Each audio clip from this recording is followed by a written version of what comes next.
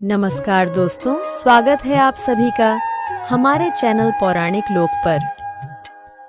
तिल दान तिल स्नान का ये पर्व महान षटतिला एकादशी देती पुण्य का दान।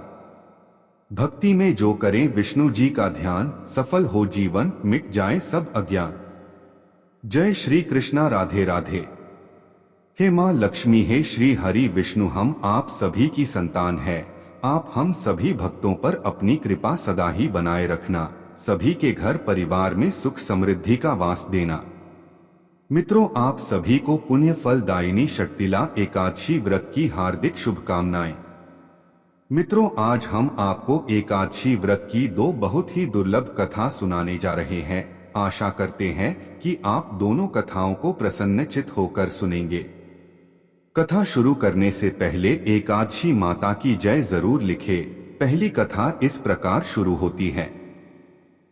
एक समय दालभ्य ऋषि ने पुलस्त्य ऋषि से पूछा कि हे महाराज, पृथ्वी लोक में मनुष्य ब्रह्महत्या आदि महान पाप करते हैं, पराये धन की चोरी तथा दूसरे की उन्नति देखकर ईर्ष्या करते हैं, साथ ही अनेक प्रकार के व्यसनों में फंसे रहते हैं, फिर भी उनको नरक प्राप्त नहीं होता। इसका क्या कारण है? वे न जाने कौन सा दान पुण्य करते हैं, कौन सा व्रत पूजन करते हैं, जिससे उनके पाप नष्ट हो जाते हैं। यह सब कृपा करके आप विस्तार पूर्वक कहिए।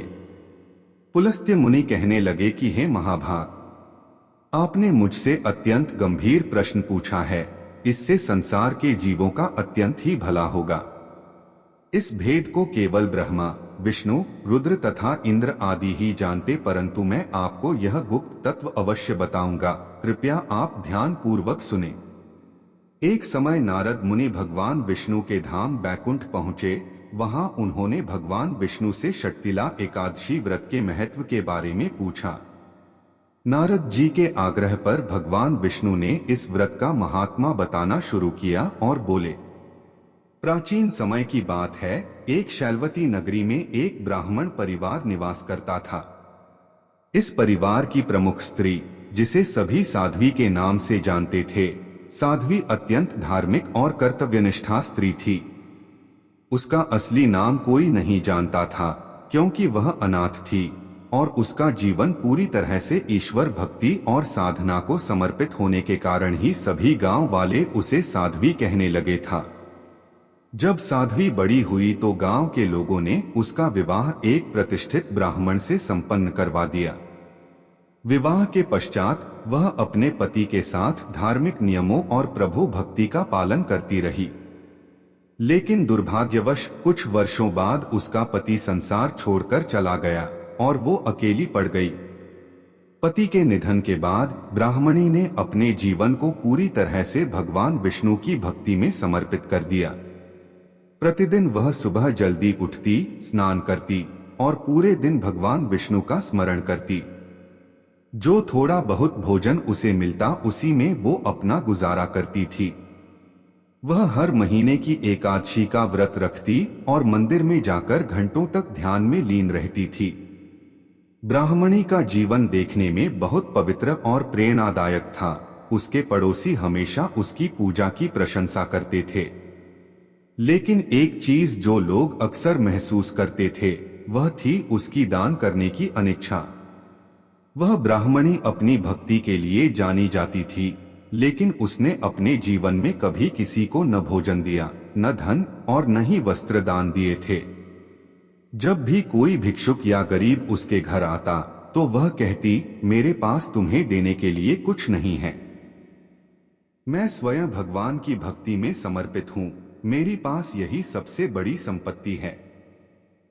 उसके पड़ोसी और नगरवासी अक्सर इस विषय पर चर्चा करते थे। लोग कहते, ब्राह्मणी की भक्ति तो प्रशंसनीय है, लेकिन वह दान के महत्व को क्यों नहीं समझती?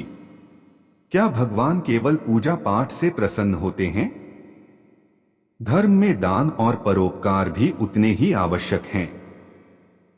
भगवान विष्णु को ब्राह्मणी की भक्ति से प्रसन्नता तो थी, लेकिन वे यह भी जानते थे कि उसकी साधना अधूरी है। बिना दान और परोपकार के किसी भी साधना का फल पूर्ण नहीं हो सकता। भगवान ने सोचा, इस ब्राह्मणी को दान का महत्व समझाने का समय आ गया है। इसके लिए मैं स्वयं पृथ्वी पर जाकर उसे शिक्षा दूंगा।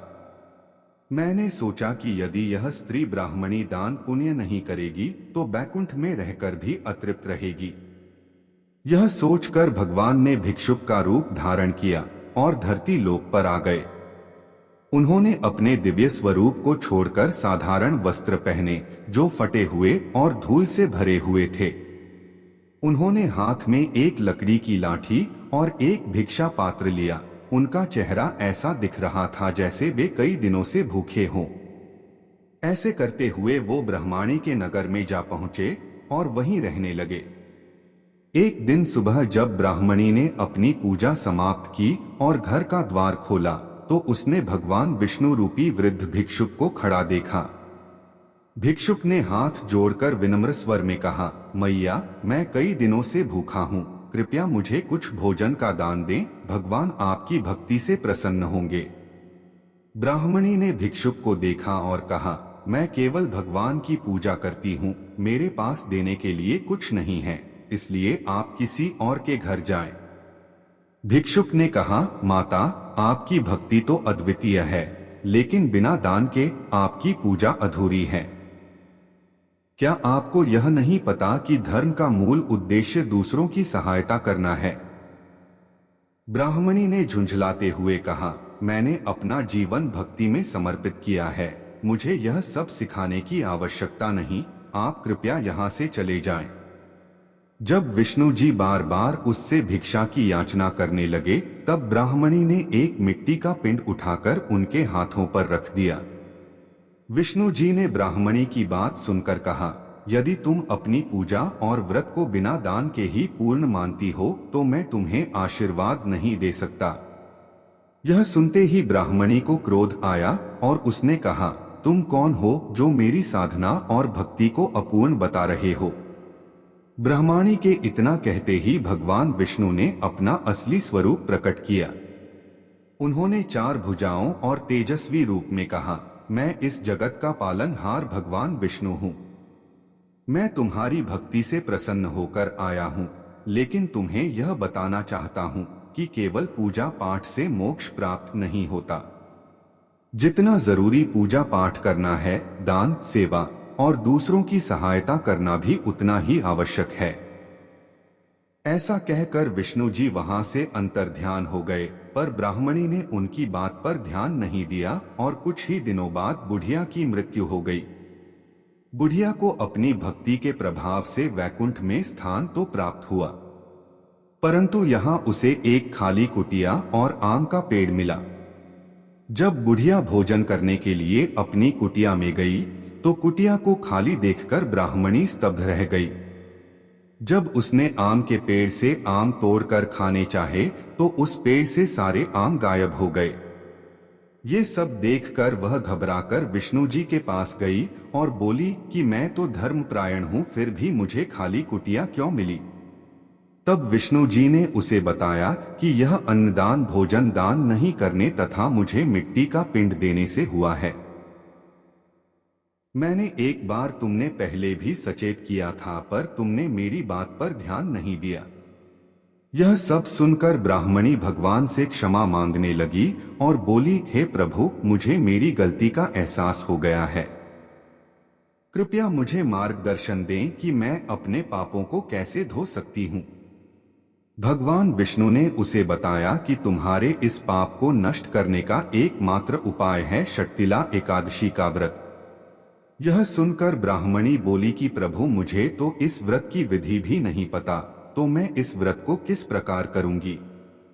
श्री हरि विष्णु बोले कि जब वैकुंठ धाम में देव कन्याएं आपसे मिलने आएं, तब आप अपना द्वार तभी खोलना जब तक वे आपको षट्तिला एकादशी के व्रत का विधान बताएं। देव कन्याओं ने ब्राह्मणी को व्रत की संपूर्ण विधि बताई और ब्राह्मणी ने इसी प्रकार से व्रत करने का निश्चय किया। इस प्रकार से ब्राह्मणी को अपने कर्म पूर्ण करने के लिए वापस से धरती लोक पर भेज दिया गया। धरती लोक पर आने से पहले जब भगवान विष्णु ने ब्राह्मणी को तिल का उपयोग करने का निर्देश दिया तो उन्होंने ब्राह्मणी को इसका महत्व भी समझाया। भगवान ने कहा, तिल को सत्यनिष्ठ कहा गया है। यह न केवल शरीर को पवित्र करता है बल्कि आत्मा को भी शुद्ध करता है।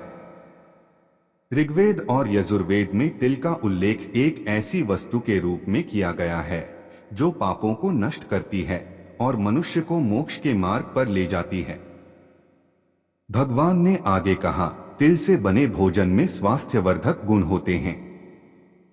यह ऊर्जा प्रदान करता है और रोगों को दूर करता है। तिल का दान इसलिए भी महत्वपूर्ण है क्योंकि यह साधारण होते हुए भी दिव्यता का प्रतीक है। इसे किसी भी समय और किसी भी व्यक्ति को दान किया जा सकता है। ब्राह्मणी ने तिल का महत्व समझा और उसे अपने जीवन का अभिन्न हिस्सा बना लिया। इस प्रकार से माघ मास की शक्तिला एकादशी का दिन आया जो कि ब्राह्मणी के लिए बहुत खास था।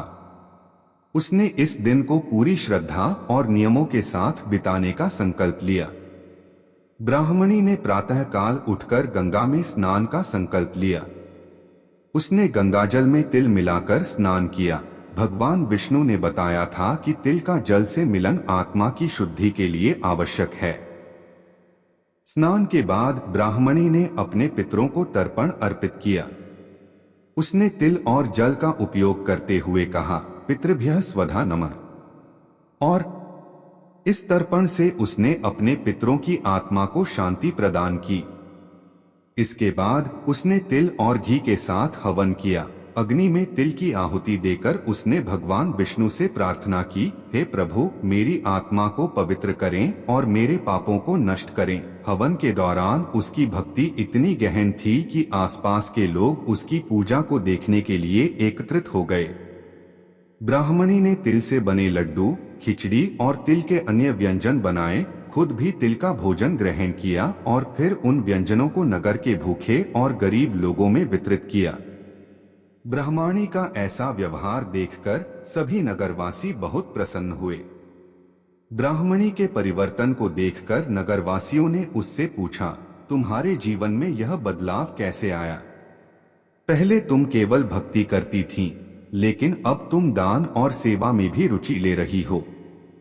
ब्राह्मणी ने विनम्रता से उत्तर दिया, भगवान विष्णु ने मुझे यह सिखाया है कि केवल भक्ति से मोक्ष प्राप्त नहीं होता। धर्म का असली उद्देश्य दूसरों की सेवा और सहायता करना है। तिल का दान और शक्तिला एकादशी का पालन हमें आत्मा की शुद्धि और पवित्रता प्रदान करता है। ब्राह्मणी की इस बात ने नगरवासियों को भी प्रेरित किया। उन्होंने ब्राह्मणी से व्रत की विधि सीखी और उसे अपने जीवन में अपनाया। यह कथा हमें सिखाती है कि जीवन में संतुलन आवश्यक है। केवल पूजा पाठ और भक्ति पर्याप्त नहीं है, दान, सेवा और दूसरों की सहायता भी उतनी ही महत्वपूर्ण है। विष्णु जी बोले, हे नारद, इस बात को सत्य मानो कि जो व्यक्ति इस एकादशी का व्रत करता है और जीव जंतुओं को तिल एवं अन्नदान करता है, उसे मुक्ति और वैभव की प्राप्ति होती है। भगवान विष्णु की यह कथा हमें संदेश देती है कि हमें जीवन में दान पुण्य जरूर करना चाहिए, क्योंकि छोटे छोटे कार्य भी हमारे जीवन को सार्थक बना सकते हैं। इस प्रकार से पहली कथा समाप्त हुई। बोलिए मित्रों, श्रीमन नारायण नारायण हरि हरि, श्रीमन नारायण नारायण हरि हरि। अब सुनते हैं दूसरी कथा। गालव मुनि का भद्रशील नामक एक पुत्र था। भद्रशील ने बाल्यावस्था से ही एक दासी माता का व्रत और पूजा अर्चना आरंभ कर दिया था। वो सच्ची श्रद्धा और निष्ठा भाव से पूरे दिन एकदशी का व्रत करता और कथा सुनता। शाम के समय ब्राह्मणों को भोजन करवाया करता तथा पूरी रात्रि श्रीमन नारायण नारायण हरि हरि का जाप करता। अगले दिन यानी कि द्वादशी को एकादशी व्रत का पारण करके ही भोजन ग्रहण किया करता था। गालव मुनि ने अपने पुत्र को इतना कठिन पूजा पाठ करने से कभी नहीं रोका, लेकिन एक दिन बाल्यावस्था में ही पूरे दिन उपवास करने के कारण उनका स्वास्थ्य बिगड़ने लगा और वो बेहोश होकर भूमि पर गिर पड़े। गालव मुनि को इस बात का पता चला तो वो तुरंत ही अपने पुत्र से मिलने पहुंचे। अपने पुत्र की ऐसा दशा देखकर मुनि को बहुत ही पीड़ा और दुख हो रहा था। जब थोड़े समय बाद भद्रशील को होश आया तो मुनि ने अपने पुत्र से पूछा कि हे पुत्र, तुम इतनी छोटी आयु में इतना कठिन उपवास क्यों कर रहे हो और तुम्हें इस उपवास के बारे में किसने बताया है? भद्रशील ने कहा कि मैं कई जन्मों से इसी प्रकार एकादशी का पुण्य फलदायी उपवास करता आ रहा हूं। पिताजी आमतौर पर किसी को भी अपना पिछला जन्म याद नहीं रहता है। जब तक बालक मां के गर्भ में होते हैं तब तक उन्हें उनके पिछले जन्मों की सभी बातें और कर्म याद रहते हैं, लेकिन बालक का जन्म होने से ठीक पहले ही यह स्मृति मिट जाती है। परंतु भद्रशील को अपने पिछले जन्म की याद उस वर्तमान काल में भी थी, और इसका कारण था यह एकादशी व्रत की शक्ति जिसका भद्रशील पालन किया करते थे। उन्होंने अपने पिता से कहा कि वे कई जन्म पूर्व में धर्मकीर्ति नामक राजा थे। धर्मकीर्ति के रूप में मैं बहुत ही क्रूर राजा हुआ करता था। उसके राज्य की प्रजा उसे बिल्कुल भी पसंद नहीं करती थी, क्यों धर्मकीर्ति उन पर बहुत अत्याचार किया करता था। जीवन में ऐसा कोई पाप नहीं बचा था जो उसने ना किया हो। एक समय की बात है, वह सूर्य उदय होने से पहले ही अपने सैनिकों के साथ शिकार पर गया हुआ था। वहां पर उसने जंगल में एक अत्यंत ही सुंदर और आकर्षक हिरण को देखा। राजा को वो हिरण बहुत ही मोहित कर रहा था और उसे वो हिरण अब किसी भी कीमत पर राजा को चाहिए था। राजा ने उस हिरण को पकड़ने के लिए अपने सैनिकों को उस हिरण को चारों ओर से घेरने के लिए कहा।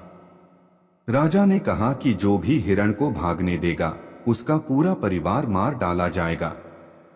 हिरण ने यह सुना और सोचा, बेचारे सैनिक, अगर मैं किसी भी सैनिक के पास से भागा तो इनके परिवार को यह दुष्ट राजा अवश्य ही मार देगा, और मैं नहीं चाहता कि मेरे कारण किसी भी निर्दोष प्राणी का अहित हो। इसलिए हिरण किसी सैनिक के पास से भागने के बजाय राजा के पास से निकल भागा। राजा ने अकेले ही हिरण का पीछा करना शुरू कर दिया और अंत में खुद को एक घने जंगल के बीच में पाया। अब सूर्यास्त होने के कारण राजा उस घने जंगल के अंदर फंस गया। राजा को हिरण कहीं भी दिखाई नहीं दे रहा था। वहां से बाहर आने के लिए राजा दिन भर उस घने जंगल में रास्ता खोजता रहा, परंतु रात्रि होने के कारण उसे कुछ भी समझ नहीं आ रहा था। इसलिए राजा ने एक पेड़ के नीचे ही रात बिताने की योजना बनाई। उसने पूरे दिन में कुछ भी नहीं खाया था और उसे चारों ओर से खतरनाक जानवरों के गुर्राने की आवाज सुनाई दे रही थी, इसलिए वह सो नहीं पा रहा था। राजा को अब अपने जीवन पर संकट दिखाई दे रहा था। डर के कारण राजा ने श्री हरि विष्णु से प्रार्थना करना शुरू कर दिया और रात भर श्रीमन नारायण हरि का जाप करता रहा। उसके दुष्ट कर्मों के कारण सुबह होते ही उसकी मृत्यु हो गई। यमदूत आए और उसे यमराज के पास ले गए। जब यमराज ने पूछा, तुम लोग इन्हें यहाँ क्यों लाए हो? इनका स्थान वैकुंठ में भगवान महाविष्णु के परम धाम में है। तब यमदूतों ने कहा, लेकिन महाराज, यह तो महापापी है। इसने जीवन भर अनेकों पाप किए हैं, इसे तो कठोर से कठोर दंड मिलना चाहिए। यह सब सुनकर यमराज बोले, नहीं, इसके जो भी पाप कर्म थे वह सब चले गए हैं, ये अब पवित्र हैं। क्योंकि जिस दिन उनकी मृत्यु हुई वह एकादशी की परम फलदायी तिथि थी। राजा ने उस दिन शिकार पर आने के कारण कुछ भी नहीं खाया था और रात्रि में जंगल में भटकने के कारण भी इनका उपवास ही रहा। इस प्रकार से राजा ने दिन भर उपवास किया और रात में जागते हुए श्री हरि का स्मरण किया। इस पुण्य कर्म से उनके सारे पाप दूर हो गए और वे पवित्र हो गए। यमराज ने स्वयं एक स्वर्ण रथ बुलवाया और राजा को वैकुंठ भेज दिया। जब लोगों को इस बारे में पृथ्वी लोक में पता चला तो वे सभी एकादशी व्रत का पालन करने के लिए और अधिक सुखपूर्वक जीवन जीने लगे। हे एकादशी माता, जैसे आपने राजा पर कृपा की, हम सभी भक्तों पर भी अपनी कृपा यूं ही बनाए रखना। तो बोलिए, ग्यारस माता की जय हो, एकादशी माता की जय हो। श्रीमन नारायण नारायण हरि हरि, श्रीमन नारायण नारायण हरि हरि।